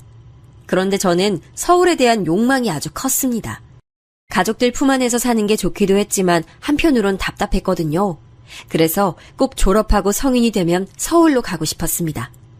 그래서 미친 듯이 공부해서 서울에 있는 대학교에 입학했어요. 시골에서 서울로 대학교에 간다는 건 꽤 큰 의미입니다. 그래서 제가 입학할 때 서울대도 아닌데 얼마나 많은 축하를 받았나 몰라요. 아이고, 영미야 축하해. 너네 부모님이 열심히 상추 키워서 번 돈으로 효도를 나네. 아유, 내가 다 기쁘다. 막내딸이 한건 했네. 아유, 부모님하고 언니들이 얼마나 뿌듯해하니. 기특하다. 실제로 부모님과 언니들은 제가 대학에 간다는 것 자체도 기뻐하셨어요. 그런데 서울로 간다니 너무 행복해했죠. 그렇게 서울에서 대학 생활을 시작하게 된 저는 결심했습니다. 절대 다시 시골로 돌아가지 않겠다고요. 제가 겪은 서울은 너무 큰 세상이었고 모든 게 좋았어요. 물론 가족들이 있는 고향이 좋기도 했는데 서울이 주는 화려하고 다채로운 세상을 포기할 순 없었죠. 가족들에게 손 빌리는 게 싫어서 등록금이 아닌 생활비는 제가 벌었어요. 그리고 학교 앞 식당에서 아르바이트하다 지금 남편을 만났습니다. 남편은 같은 학교 학생이었고 저보다 2살 많은 오빠였어요. 그때 당시 너무 잘생겨서 제가 따라다녔죠. 보통의 연인들처럼 싸우기도 많이 싸우고 좋을 땐 이것보다 좋을 수가 없었습니다. 둘 다 졸업하고 서울에 있는 회사에 나란히 들어갔어요. 직장도 자리 잡고 사귄 기간도 늘어나니 자연스럽게 결혼 얘기가 나왔습니다. 그러면서 남편의 집안 사정을 그때 자세히 알게 됐어요. 사실 듣고 저는 되게 놀랐는데 남편은 무려 4형제 중 막내였습니다. 물론 연애하면서 서로 가족 얘기도 하니까 어느 정도는 눈치챘는데 형이 3명이나 있을 줄은 전혀 몰랐어요. 항상 남편은 저에게 그냥 형이라고 지칭하는 경우가 많았거든요. 그런데 이것보다 더 놀랐던 건 바로 남편은 어머니가 안 계셨습니다. 평소에 가족 얘기를 꺼리던 이유가 이거였어요. 저도 3자매 중 막내로 자랐으니 형제가 많은 건 문제가 되지 않았습니다. 어머니가 계시지 않다는 것도 놀라긴 했는데 그게 흠은 아니잖아요. 들어봤더니 지병으로 남편 중학생 때 돌아가셨다고 하더라고요. 그렇게 서로 집안 사정을 다 터놓고 얘기하고 각자 집으로 인사를 갔습니다. 그리고 저는 결혼 전에 파혼 얘기까지 나오는 사건이 발생했습니다. 바로 형님들 때문에요. 남편이 먼저 우리 집에 인사를 왔었는데 사실 우리 집은 남편을 굉장히 반겼어요. 첫째 언니와 둘째 언니는 이미 결혼한 상태였는데 형부들이 사실 그다지 좋은 성격과 외모를 가지고 있진 않았거든요. 첫째 언니는 공장에서 만났고 둘째 언니는 손님과 결혼했는데 둘 다 능력이 딱히 없었어요. 그런 형부들을 보다 멀쩡하게 서울에서 직장을 다니는 사위가 온다니 부모님은 버선발로 맞이하셨죠. 아이고 정서방 이리 와요. 서울에서 오느라 고생했어요. 우리가 시골이라 크게 대접해주고 싶었는데 그럴 수가 없어서 미안해요. 대신 많이 차렸으니까 편하게 많이 먹고 가요. 실제로 엄마는 남편이 인사 온다는 소식을 듣고 시장에 가서 한우를 사오셨더라고요. 제가 자라면서 집에선 먹어본 적이 없는 그 한우요. 아버지는 우리가 집안 마당에서 키우던 오리까지 손수 잡아서 남편을 맞이했습니다. 언니들도 형부들하고 와서 갈비찜부터 그날 당일한 겉절이까지 상다리가 휘어질 정도로 준비했더라고요. 남편은 그날 기대에 부응하겠다고 무리하게 먹었습니다. 올라가다 휴게소에서 소화제를 사 먹을 정도로요. 부모님은 남편의 차에 농사지은 고구마부터 상추, 온갖 농작물을 가득 담아주셨습니다. 사람이 기대하면 안 되고 무언가를 바라고 이런 대접을 해준 건 진짜 전혀 아니에요. 그런데 이렇게 우리 집에서 남편을 맞았으니 저도 살짝 기대하는 마음이 생겼습니다. 그냥 푸대접만 아니길 바랐죠. 그런데 웬걸 시댁에 가자마자 저는 빈정이 상할 대로 상했습니다. 아, 오늘 온다고 했었지? 미안. 내가 너무 바빠서 깜빡했네. 일단 밥이라도 먹어야 하니까 우리 가게로 갈까? 아니, 제가 오늘 인사 온다고 했잖아요. 참. 까먹을 수도 있지 뭘 그렇게 정색해. 재수씨, 어서 와요. 일단 우리 가게로 갑시다. 저는 시댁에 인사 간다고 백화점에서 옷까지 사입고 고급 한우와 과일 세트를 사서 갔거든요. 꽃다발과 와인도 챙겨서 떨리는 마음으로 갔는데 저한테 돌아오는 건 푸대접이었습니다. 첫째 아주버님과 형님은 고깃집을 하고 계셨는데 제가 오는 것을 까먹었다고 하더라고요. 그러면서 저를 본인들 가게로 데려갔어요. 그래, 얘기 이미 들어서 알겠지만 우리 집에 시어머니가 안 계셔. 오히려 동서는 좋을 거야. 다들 모난 성격이 있는 것도 아니고 시집살이 당할 일은 없잖아? 아버지도 병원에 계셔서 사실 우리 집안의 실질적인 가장은 우리야. 그냥 우리 부부를 시부모라 생각하면 돼. 오히려 좋을 거야. 우리가 이렇게 보여도 참 돈도 잘 벌고 능력이 있거든. 이 가게뿐만이 아니고 저기 골목 뒤에 또 가게가 있어. 횡재한 거지. 진영이가 순하고 착하니까 결혼해서 살기엔 딱이지. 아, 우린 명절엔 꼭 모이니까 그건 명심하고 가족들이 사이가 좋아서 행사가 많아. 첫째 아주버님과 형님은 저한테 대뜸 반말로 자기 자랑을 하기 시작했어요. 뭐라 대답해야 할지 몰라 가만히 있었습니다.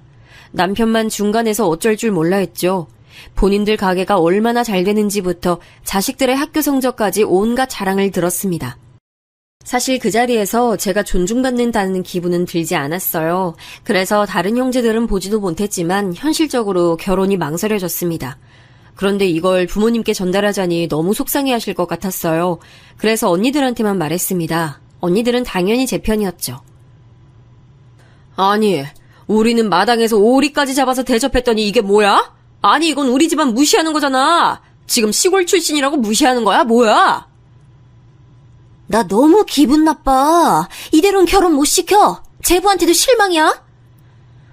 진영 씨도 몰랐대. 계속 몇 주 전부터 내가 온다고 했는데 그걸 까먹은 것 같더라.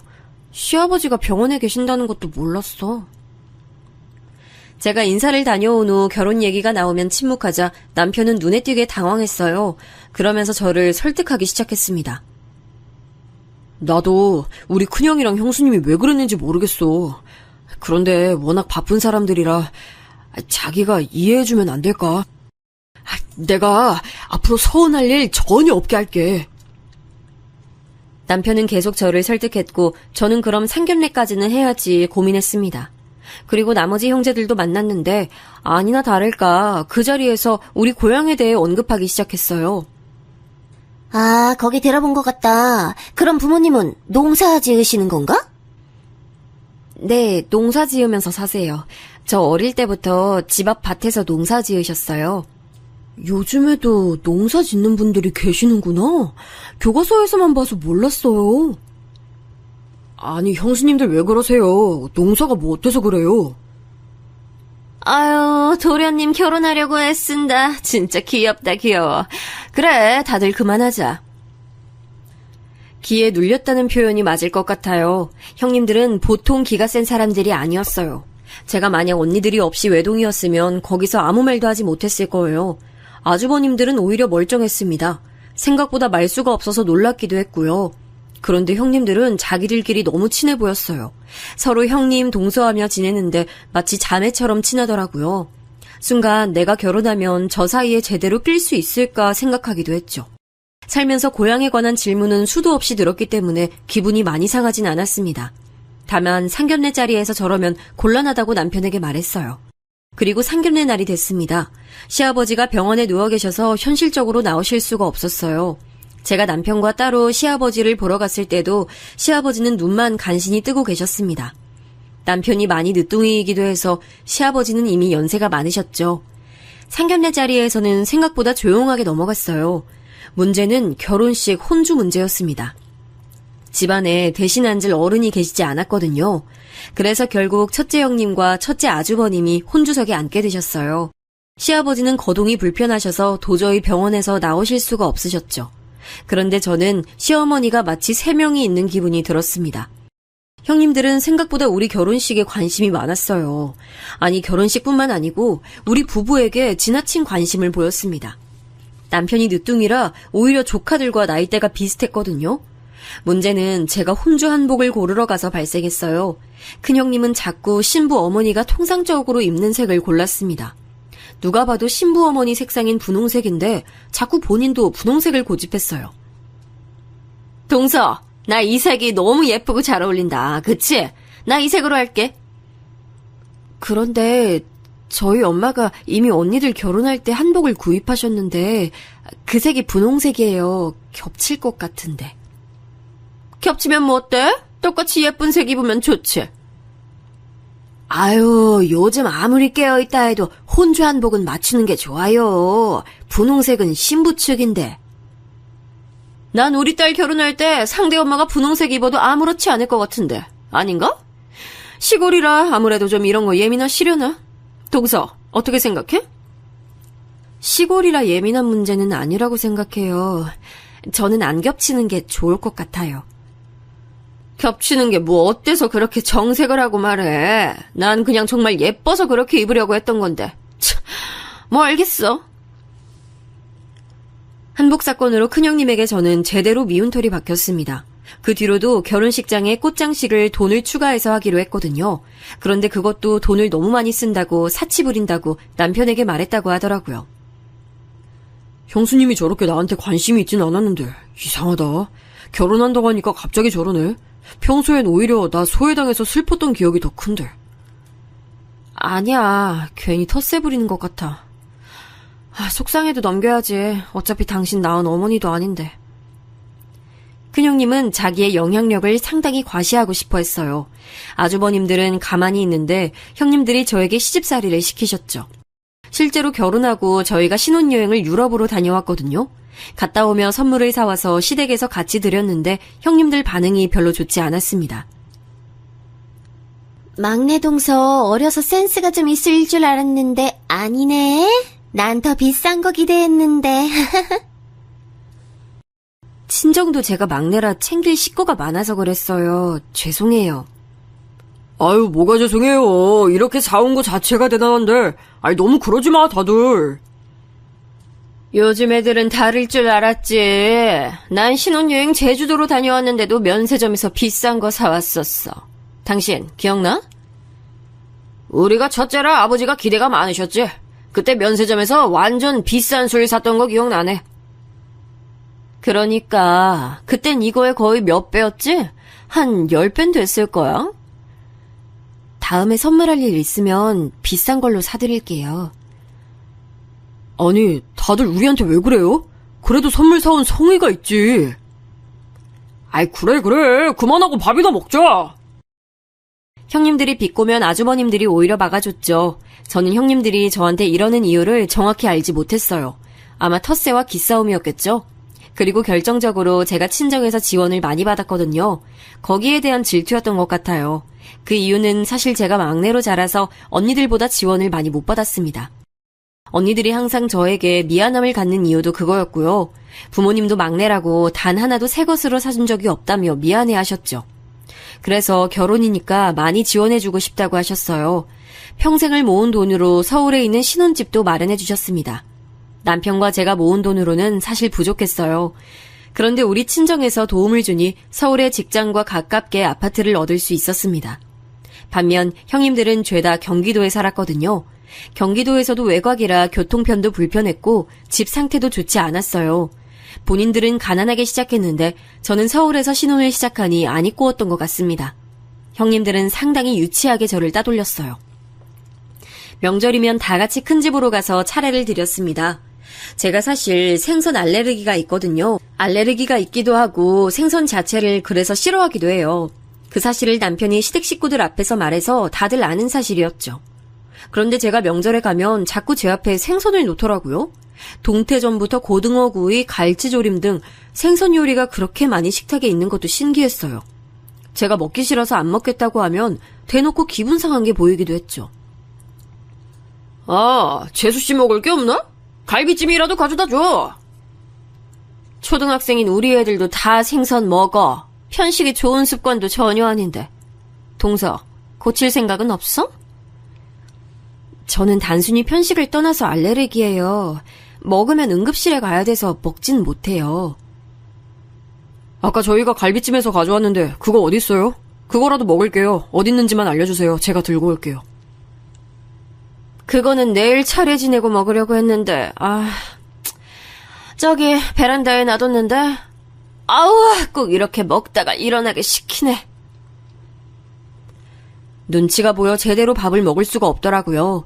일부러 남편과 제가 먹으려고 갈비찜이니 과일이니 다 가져가도 그걸 다 베란다에 숨겨놓고 주지 않았습니다.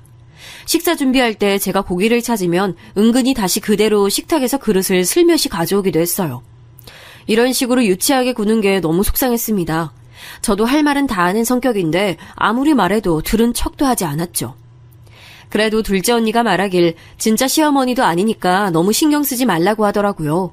남편도 중간에서 형님들을 잘 막아주기도 했고요. 그래서 남편에게 의지하며 최대한 시댁에 가지 않고 버티고 있었습니다. 어차피 진짜 시부모님도 아니니까 그렇게 거슬리지도 않았어요. 그리고 저는 결혼하고 바로 임신해서 첫째를 낳았습니다. 첫째는 아들이었는데 아토피가 되게 심했어요. 저는 피부가 매우 좋은 편이라 몰랐는데 남편이 어릴 때 아토피가 심했다고 하더라고요. 그래서 아들 피부 때문에 대학병원도 다니고 피부과도 정말 많이 갔습니다. 그런데 피부가 안 좋은 분들은 아실 텐데 안 그래도 속상한데 그걸 언급하면 더 속상하잖아요. 가족끼리 모이면 형님들은 꼭 우리 아들 피부에 대해 언급하셨어요. 재영이 피부는 나아질 기미가 안 보이네. 병원은 다니고 있어? 네, 약도 먹고 있고 먹는 것도 관리하고 있어요. 그런데 유전이라 어쩔 수가 없나 봐요. 그거 엄마가 집에서 관리 잘해주면 좋은데 동서는 일 다니니까 아무래도 한계가 있나 보다. 속상하지만 어쩔 수 없지. 아내가 열심히 집에서도 최대한 가공식품 안 쓰고 식단 관리하고 있어요. 안 그래도 속상한데 왜 그러세요? 실제로 저는 아들 피부에 굉장히 예민했어요. 어릴 때가 유독 더 심했거든요. 아무리 연고를 발라도 나아질 기미가 보이지 않았죠. 속상한 마음에 잠든 아들 옆에서 한참을 운 적도 많아요. 그런데 시댁에 갈 때마다 저런 소리를 들으니 나중엔 모이기 며칠 전부터 머리가 아파서 약을 먹을 지경이었습니다. 이 밖에도 형님들은 우리 부부에 대해 관심이 아주 많았어요. 좋게 말해 관심이었지 오지랖이 매우 넓었습니다. 제가 그중 제일 힘들었던 게 어느 순간 모일 때 우리 집에서 모이기 시작하더라고요. 큰 집에서 줄곧 모였는데 우리 집이 서울이라는 이유로 모이기 쉽다고 명절이나 제사 때 우리 집에서 모였어요. 이번 설에도 동서네 집에서 하자. 괜찮지? 우리 집은 이제 애들이 커서 사춘기라 모이기가 좀 눈치 보여. 요즘 애들 알지? 예민해서 괜히 신경 건드리면 안 되잖아. 처음엔 그럴 수도 있다고 생각하며 우리 집에서 모임을 가졌어요. 그런데 부부들만 모이는 게 아니고 조카들도 같이 모이니 한번 우리 집에 왔다 가면 집안이 온통 쓰레기장이었습니다. 사람이 많으니 정신이 하나도 없더라고요. 그리고 무엇보다 셋째 형님의 아이들이 우리 아들하고 나이대가 되게 비슷했어요. 같이 놀면서 아들을 괴롭히고 따돌리는 것도 심했습니다. 제일 결정적으로 아토피에는 과자가 진짜 최악이에요. 그런데 시조카들은 우리 집에 올 때마다 과자를 한가득 가져왔어요. 당연히 우리 아들은 먹고 싶어 했는데 먹을 수가 없으니 울기도 많이 울었습니다. 나도 과자 먹고 싶어. 나만 못 먹어. 재영아, 저거 먹으면 재영이 피부 여기서 더 아파. 그러면 안 되잖아. 과자 먹으면 병원 더 자주 가야 돼. 그러니까 참자, 응? 아, 이거 진짜 맛있는데. 완전 맛있는데. 하나만 줄까? 하나도 먹으면 안 되나? 장서가 저기로 가서 먹어. 재영이는 과자 먹으면 안 돼. 우리 집에 올 때는 과자 금지야. 알겠지? 우리 엄마가 먹어도 된다고 했는데요? 억울해. 급기야 시조카는 눈물을 보이기도 했죠. 그 모습에 달려온 형님은 괜히 저에게 눈치를 주기도 했어요. 아니, 왜 동서는 애를 울려? 그냥 좋게 말하면 되잖아. 아니, 재영이 아토피가 우리 아들이 생기게 한 것도 아닌데. 집에 일부러 과자를 놔두지 않아서요. 아이니까 당연히 보면 먹고 싶죠. 그냥 이해를 해달라는 거였어요. 이런 식으로 사소하게 부딪히는 게 정말 많았습니다. 시어머니가 계시지 않아 시집살이는 문제는 전혀 없겠다고 생각했는데 아니었어요. 그렇게 스트레스를 받는 와중에 시아버지가 병상에 계시다 돌아가셨어요. 워낙 병원에 오래 계시기도 하셨고 지병이 있으셔서 예상한 죽음이었습니다. 그렇게 갑작스러운 소식은 아니었어요. 저는 시아버지와 유대감이 딱히 없어서 슬픈 마음이 크진 않았습니다. 제가 냉정한 게 아니고 진짜 저는 시아버지가 말씀하시는 것도 제대로 들은 적이 없어요. 당연히 남편 아빠고 어른이 돌아가신 거니까 속상하고 슬픈 마음은 있었죠. 하지만 그렇다고 제가 장례식장에서 엉엉 눈물이 나진 않았습니다. 그런데 형님들은 누가 보면 자기 본인 아버지가 돌아가신 것처럼 울었어요. 아주버님들보다 눈물을 많이 흘리는 모습을 보며 의아했는데 장례식이 끝나고 그 이유를 알게 됐습니다. 바로 시아버지가 돌아가시며 남기신 재산이 있었어요. 그 재산 분배를 두고 알게 모르게 눈치 싸움이 시작됐습니다. 그런데 저는 거기에 별로 끼고 싶지 않더라고요. 안 그래도 형님들을 생각하면 머리가 지끈거리고 편두통이 있었거든요. 그래서 남편에게 말해서 우리는 재산 분할에서 빠지겠다고 했죠. 막내 동서는 집에 돈이 많은가? 재산 정말 한두 푼도 안 받을 거야? 저희는 그냥 있는 것에 고마워하며 살게요. 진짜 괜찮아요. 시골 출신이라 무소유로 사는 건가? 그렇게 시아버지의 재산을 남편의 세 형들이 나누어 가졌습니다. 그러면서 경기도 외곽에 살던 형님들은 서울로 다 들어가게 됐어요. 원래 살던 집에 유산을 합쳐 서울로 들어오게 된 거죠. 그러다 보니 저는 더 괴롭게 됐습니다. 저는 앞서 말했듯 일하는 직장인이었어요. 그런데 큰형님을 제외한 2명의 형님들은 주부였어요. 그러니 남는 게 시간이었죠. 저는 주말에 쉬고 싶은데 뻑하면 연락이 왔어요. 동서, 우리 근교로 놀러 가자. 동서 운전할 줄 알지? 우리는 못하니까 동서가 운전 대신해줬으면 좋겠어. 형님, 저 주중에 일해서 피곤해요. 혹시 다음 주에 가도 될까요? 제가 이번 주는 야근을 너무 많이 해서 힘들어요. 동서, 우리가 시부모님이 안 계시니까 형제들끼리 친하게 지내려고 그러는 거야. 이게 다 동서를 위해서 그러는 건데 속상하다. 우리끼리 친하게 지내면 좋잖아? 형님들은 가족 간의 화합을 굉장히 중요하게 생각했어요. 그도 그럴 것이 모이면 자기들끼린 편했거든요. 이미 친한 사이였고 또 아이들을 데리고 만나면 상대적으로 제일 젊은 제가 전담해서 돌봤습니다. 저라도 이런 관계였으면 모이려고 했을 것 같아요. 이렇게 제가 점점 스트레스를 받고 있을 때 마침 친정에서 연락이 왔어요. 부모님이 주말에 내려올 수 있냐고 하더라고요. 그래서 남편과 부모님을 뵈러 갔더니 부모님이 뜻밖의 말을 꺼내셨습니다. 그래서 우린 이제 여기서 벗어나서 제주도로 가려고. 근데 너희 언니들은 농사 짓는 게 싫대. 혹시 생각 있니? 너희야말로 서울에서 자리 잡고 사니까 생각이 없을 수도 있지만. 갑자기 농사 짓는 건 어려울 것 같은데. 그래도 생각은 해볼게요. 제가 살던 고향은 아빠가 태어난 곳이었습니다. 엄마는 고향이 제주도였어요. 그런데 이제 나이가 드셔서 농사를 짓는 것이 더는 무리라고 판단하셨대요. 그러면서 엄마의 고향인 제주도로 떠날 예정이라고 하셨죠. 제주도에서 노년을 보내겠다고 선언하셨습니다. 다행히 두 분 다 건강엔 이상이 전혀 없었어요. 그래서 여유롭게 살기 위해 떠난다고 하셨죠. 그 점은 저도 너무나도 응원했어요. 그런데 언니들은 농사 짓는 것이 싫다고 거절했다고 하더라고요. 처음엔 저도 저 제안을 듣고 수락하지 않으려고 했습니다. 잘 다니던 직장도 있었고 서울살이가 좋았거든요. 그런데 시간이 지나며 형님들이 서울로 와서 저를 괴롭게 만드는 게 늘어났어요. 심지어 우리 집에 시조카드를 맡기고 본인들은 놀러 다니기도 했죠. 동서 미안해. 잘 부탁해. 애아빠가 오랜만에 쉬는 거라 모처럼 우리 둘이 놀러 갔다 오려고. 우리 애들 말썽 안 피우는 거 알지? 형수님, 그래도 이렇게 갑작스럽게 이러시면 다음부턴 이러지 말아주세요. 걱정 마요. 서방님 결혼하더니 아내밖에 모르네. 저도 주말이 유일하게 쉬는 날인데 아이들 먹는 건 아무거나 먹여도 되죠? 대충 라면 먹여. 고마워.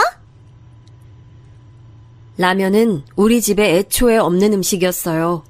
아들이 아토피가 매우 심해서 밀가루 음식을 먹게 하지 않았거든요.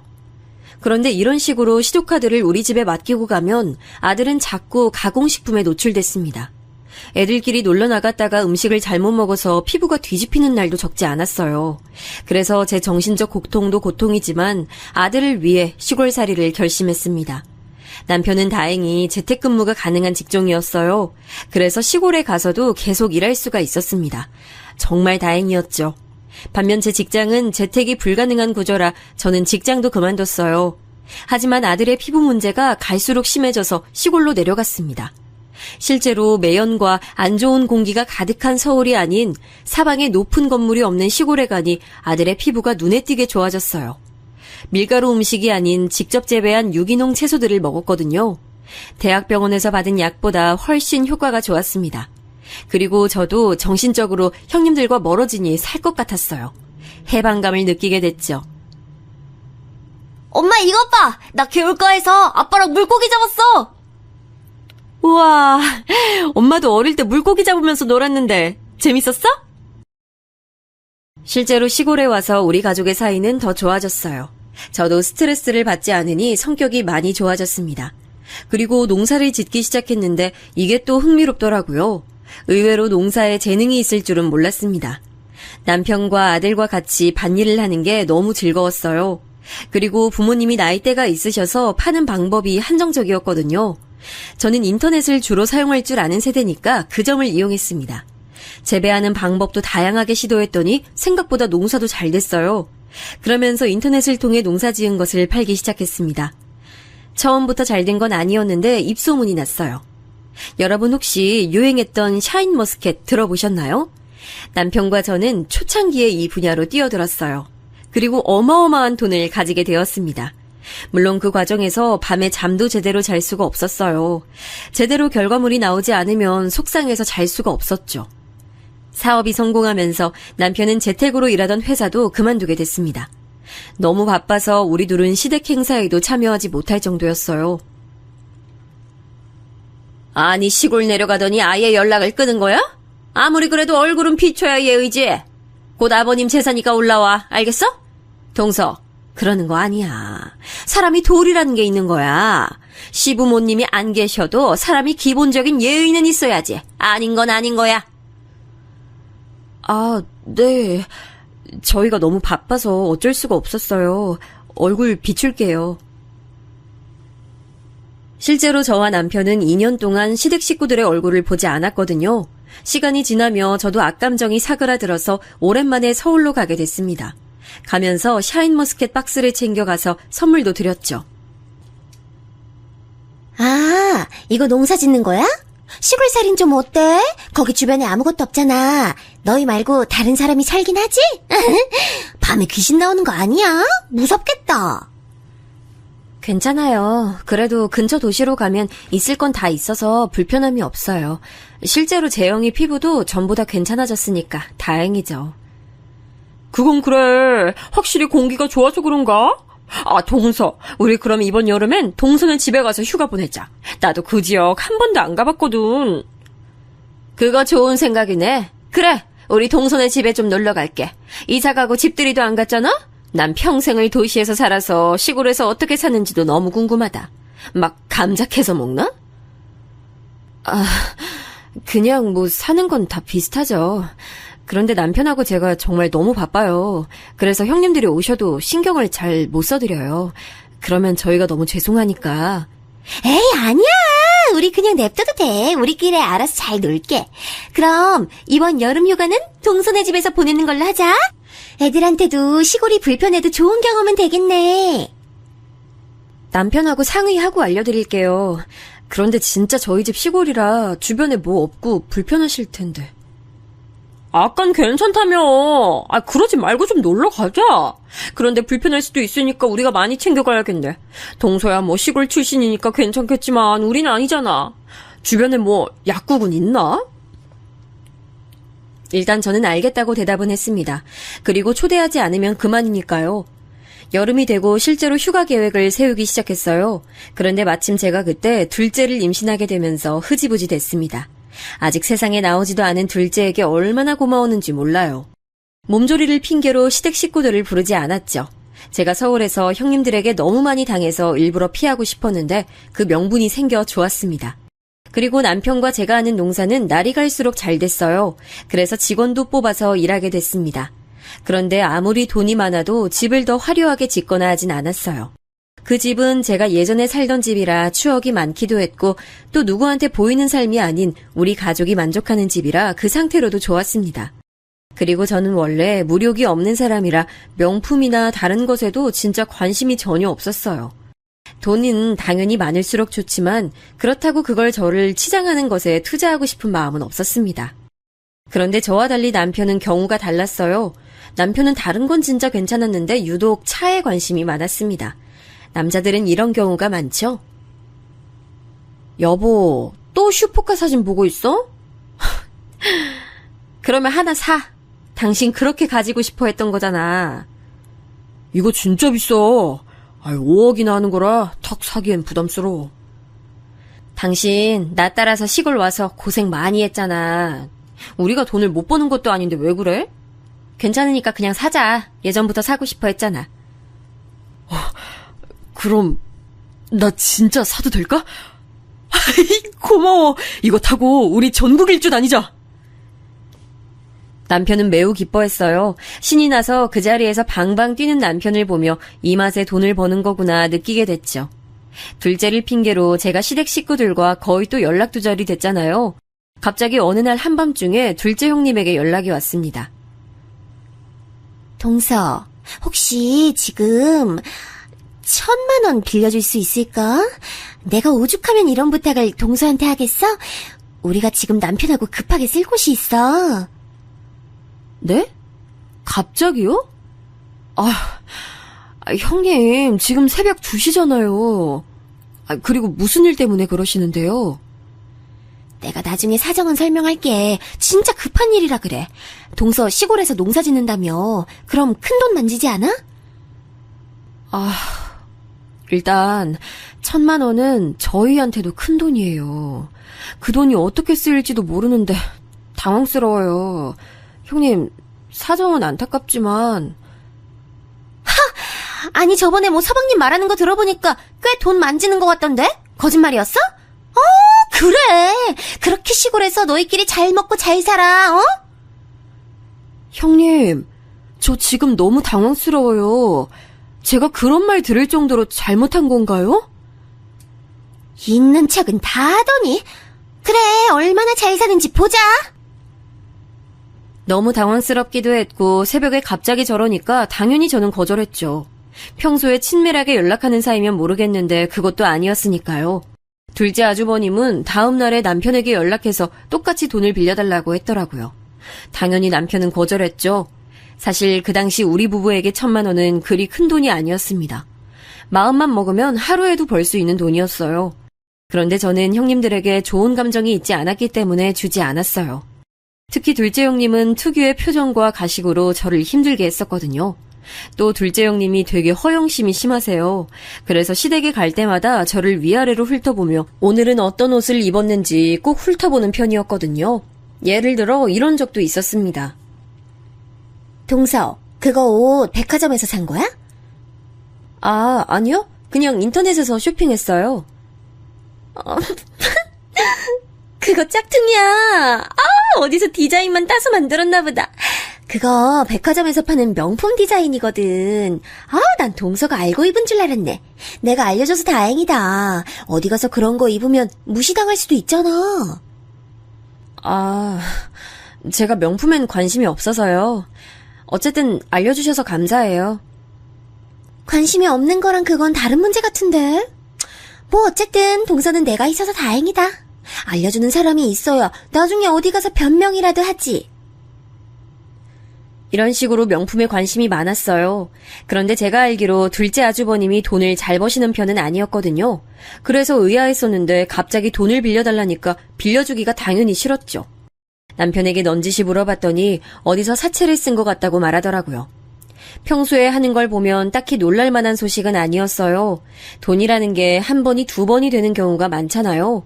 그리고 가족끼리라도 돈 거래는 하는 게 아니라는 말을 듣기도 했고요. 나중에 들어보니 둘째 형님은 극적으로 첫째 형님에게 돈을 빌렸다고 하더라고요. 둘이 워낙 친하기도 친했고 큰형님이 가족을 중시하는 분이라 그런가 보다 했죠. 그런데 그 돈 거래가 되게 둘째 형님에겐 크게 느껴졌나 봐요. 그 뒤로 다 같이 모이면 큰형님 옆에 딱 붙어서 마치 시녀처럼 행동했습니다. 원래도 형님들끼리 더 친했던 건 사실인데 이 사건 이후론 그들끼리 더 가까워졌죠. 어차피 저야 서울에서 벗어났고 거기 끼고 싶지 않아 상관은 없었는데 문제는 그 다음에 일어났어요. 동서는 우리 언제 초대해? 왜 저번에 하겠다고 하고 임신 핑계로 우리 다 못 갔잖아. 집들이요? 그러네. 우리도 시골 불편함 감수하겠다니까? 초대 한번 해줘. 난 동서 진짜 어떻게 사는지가 너무 궁금해. 제발 한 번이라도 보게 해줘. 우리 고향으로 놀러 오겠다는 얘기가 다시 나왔습니다. 저번엔 둘째 임신을 핑계로 거절했는데 이번엔 거절할 명분이 전혀 없었어요. 그리고 실제로 이사 오고 한 번도 집들이를 따로 하지 않아서 저와 남편은 이번에 처음이자 마지막으로 초대하자고 했죠. 둘째 형님이 특히 꼭 어떻게든 방문하겠다는 의지가 뚜렷했어요. 그리고 약속날이 다가오자 저는 나름 그래도 시댁 식구들이고 손님이잖아요. 그래서 며칠 전부터 남편하고 얼마나 준비했는지 몰라요. 음식도 음식이지만 다들 자고 가기로 했거든요. 그래서 옆 지역까지 가서 이불도 몇 개 사고 마당도 쓸었습니다. 아이들이 오면 놀라고 튜브도 준비하고 만반의 준비를 했어요. 마당에서 밤에 모닥불에 고구마와 감자를 구워 먹으려고 그것도 준비했고요. 남편이 처음에 우리 집에 인사 왔을 때 마당에서 키우던 오리를 잡았다고 했잖아요. 그게 생각이 나서 이번에도 시댁 식구들이니 오리를 잡을까도 생각했습니다.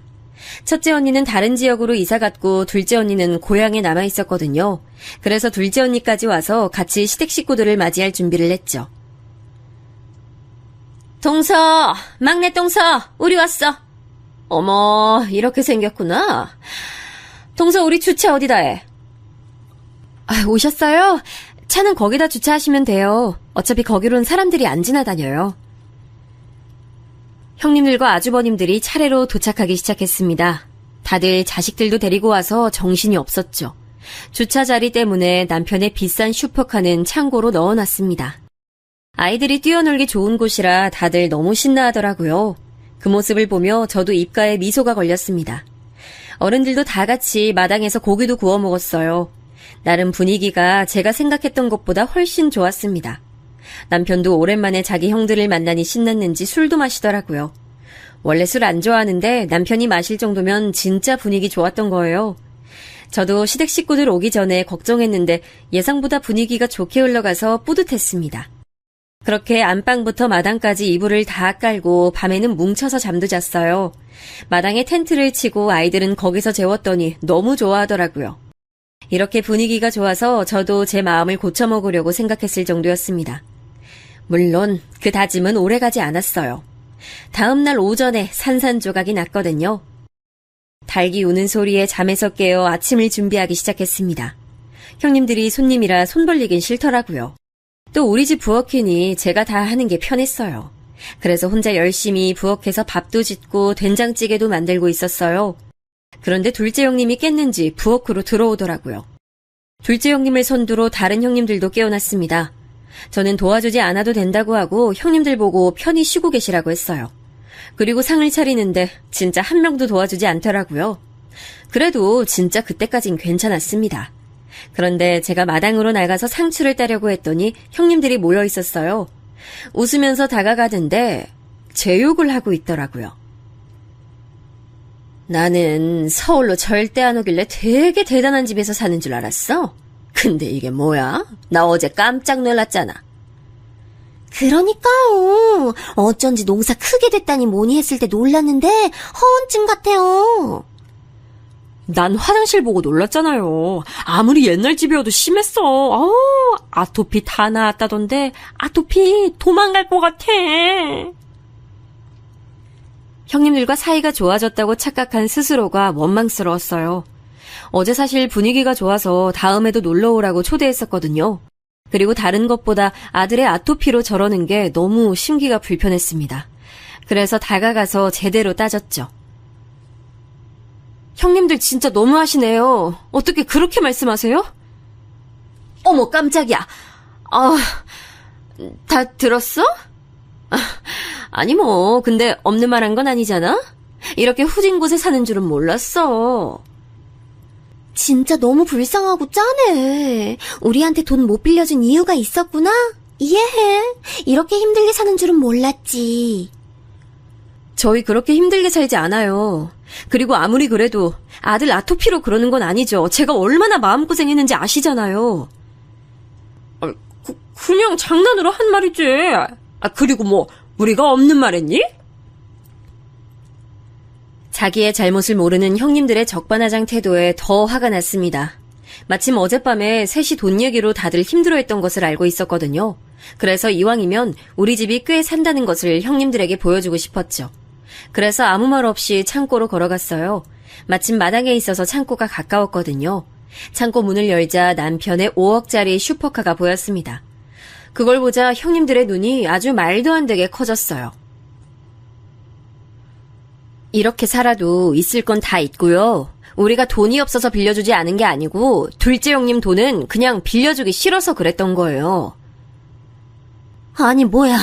그럼 돈이 있는데 없는 척 한 거야? 아니, 근데 세상에 저게 뭐야? 어머! 다들 뭐해? 저차? 대박! 웬일이야?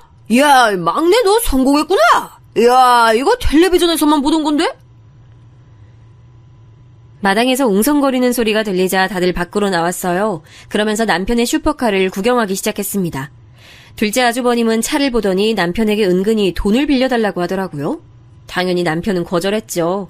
형님들은 온몸을 부들부들 떨며 저를 쳐다봤습니다. 얼마나 통쾌했는지 몰라요. 쓸데없는 허영심에 가득 차서 명품이니 뭐니 관심 가지는 것보다 이렇게 하나 큰 걸 가지는 게 더 좋더라고요. 다 우리가 고생해서 번 돈으로 산 거예요. 누구처럼 대출받아서 겨우 갚아나가는 삶이 아니고요. 저 말을 마지막으로 했더니 둘째 형님은 온몸이 새빨개진 채로 저를 노려봤습니다. 하나도 무섭지 않고 우스웠어요. 아주 통쾌해서 전날은 두 다리 잘 뻗고 잠이 들었죠. 그 뒤로는 형님들은 창피한지 연락도 오지 않았고 남편에게 아주버님들이 주기적으로 돈을 빌려달라는 연락이 오고 있어요. 당연히 남편은 거절하고 있고요. 그렇게 저를 무시하더니 이제는 명절에 형님들을 봐도 오히려 제 눈을 피하더라고요. 가볍게 무시하고 아주 행복하게 남편과 시골에서 두 남매를 키우고 있습니다. 여기까지가 제 사연이에요. 저는 저날이 제 인생에서 가장 통쾌한 날이었는데 여러분도 재밌게 들으셨으면 좋겠네요.